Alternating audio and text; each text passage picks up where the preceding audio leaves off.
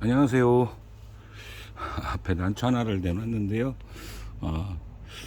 마땅히 앞에 뭔가는 있어야 제가 이야기할 때 도움이 될 것 같아서, 자, 오늘은 산에를 갔었는데요. 난초를 못 봤습니다. 그래서 나물만 뜯어 갖고 왔습니다. 요즘 산에 가니까요, 먹을 게 겁나게 많습니다. 굉장히 많아요. 예. 자, 오늘 제가 드리고자 하는 말은 이겁니다. 분갈이 하다 보면 여러분들 탄화 현상이 보이시죠? 우리 생리장애라고 보통 표현하는데, 어떤 이유에 의해서 오는지, 예, 잘 아직까지 뭐 특별히 밝혀진 건 없고요. 탄화에 대해서 많은 경험들을 합니다.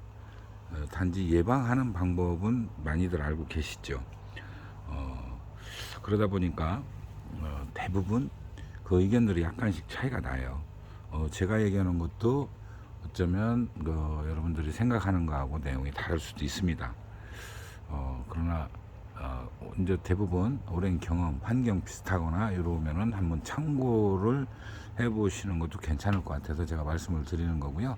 사실은 뭐 이거에 관련해서는 그 전에도 제가 말씀드린 적이 있습니다.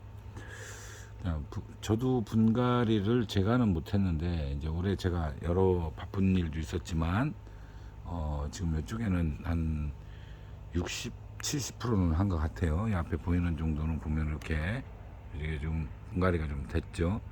예, 아직 화장도 올리지도 못했어요. 그만큼 제가 올해 바쁘게 많이 움직이는데요. 예, 하나 온 것이 몇 개가 보입니다. 그거는 대략 난실에서 타나 온 것이 10% 미만이면 그 난초 자체의 성질하고도 관련이 있어요. 탄화가 잘 오는 품종이 있습니다. 그렇다면 그거는 어쩔 수가 없고요. 그래도 뭐 예를 들어 10%가 넘는다 이러면은 주의 깊게 살펴봐야 됩니다. 환경에 어떤 문제가 있는지 여러 가지 요인들을 찾아서 그거를 보완하고 또 어떤 대비를 해서 좀 더 이상 탄화가 오지 않게 하는 것도 중요한 조치 중에 하나겠죠. 그리고 이제 탄화가 주로 오는 이유를 설명을 해보라면 굉장히 장황합니다.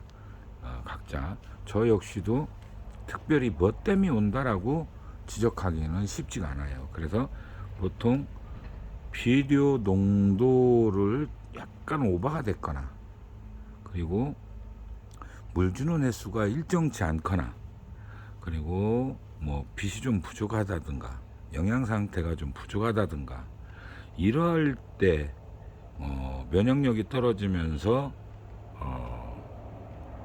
그 탄화가 오는 것이 저는 이제 그렇게 추측을 하고 있습니다. 탄화 주된 원인은 거기에 있다. 네. 그러다 보니까 제가 그 전에도 유사하게 말씀을 드렸을 거예요. 그래서 물 주는 횟수를 조금 늘리고 일정하게 하고 그 다음에 적정량 비료를 투입하고 꾸준하게 그렇게 관리했을 때는 농약도 중요합니다.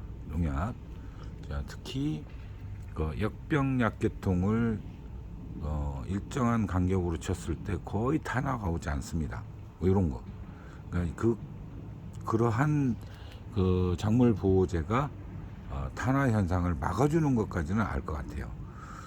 탄화를 처음 경험한 것도 오래됐죠. 한 30년이 넘었으니까요.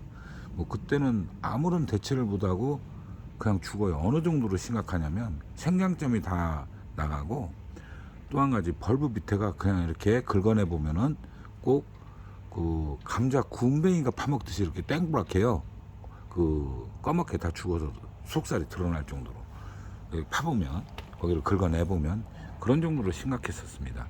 근데 그거를 빨리 그렇다고 해서 죽지도 않고 나오면 또 그러고 나오면 또 그러고 뿌리도 짧아집니다. 자꾸 생장점이 죽으니까 이런 현상까지 경험을 해봤죠.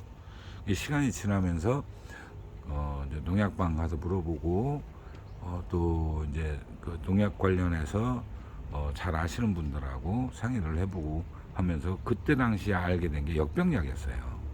예, 확실히 줄어들더라고요. 그런 방법으로 했었고 그러면은 어떻게 하면은 가장 줄일 수 있느냐? 좀 전에 말씀드린 대로 물 주는 간격이 일정해야 되고요. 그 제가 막 건식, 습식 말씀을 드렸을 겁니다. 건식 같은 경우는 장점도 있어요. 푸사리움균이 오질 않습니다. 잘 오지 않는다는 겁니다. 100%는 안 온다고는 뭐 그 실험 대조군을 갖고 한 게 아니기 때문에 그렇게 말씀드리기는 어렵고, 예, 확실히 덜 온다라는 건 알 수가 있었습니다. 그러니까 그런 차이가 있거든요. 그러다 보니까 지나치게 뭐 물 관수를 가장 중요한 거 뭐냐면 일정한 간격이었던 것 같아요. 일정한 간격으로 저보고 전에 한 5년 전 되나요? 뿌리가 거의 우동가락처럼 하얗게 키운 적이 있었어요. 네. 그때는 물 주는 간격, 그리고 또 비료 농도 장애 오지 않게 주의하는 거, 그리고 아주 일정한 간격이죠. 그 관행 방제, 그것만 갖고도 뿌리가요 깜짝깜짝 놀랄 만큼, 예, 길고 또 굉장히 길었어요. 요 조그마한 3.5분 화분에서 1m까지 나왔었으니까요. 뭐 그 성질도 있겠죠. 다른 건 그 정도까지는 안 그랬으니까 툴툴 감습니다. 뿌리가 하도 좋으니까. 그리고 선모를 많이 냈던 기억이 납니다. 그 근모라고 하죠. 근모. 그걸 많이 내면 병충해 굉장히 강해져요. 예, 그런 식으로 배양을 했었을 때 그때도 제가 했던 것들이 그런 겁니다. 일정한 간격의 관수, 그리고 또 농도 장애를 입지 않도록 비료를 아주 규정 농도를 지켜서 주는 거, 그리고 관행 방제, 예, 가장 중요한 게 저는 이제 그거로 기억이 나기 때문에 항상 가장 그게 중요하다. 그리고 치료를 해야 되잖아요. 그러면 그 부분을, 그 벌브 주변이나 뿌리 이상 있는 부분을 좀 긁어내셔야 됩니다. 그리고 거기다 이제 톱신 페스트를 도포를 한다든가 살균을 한다든가 해서 심어 놓고 6개월이나 보다 뭐 한 요즘 심으면 6개월이면 딱 맞죠. 가을이죠.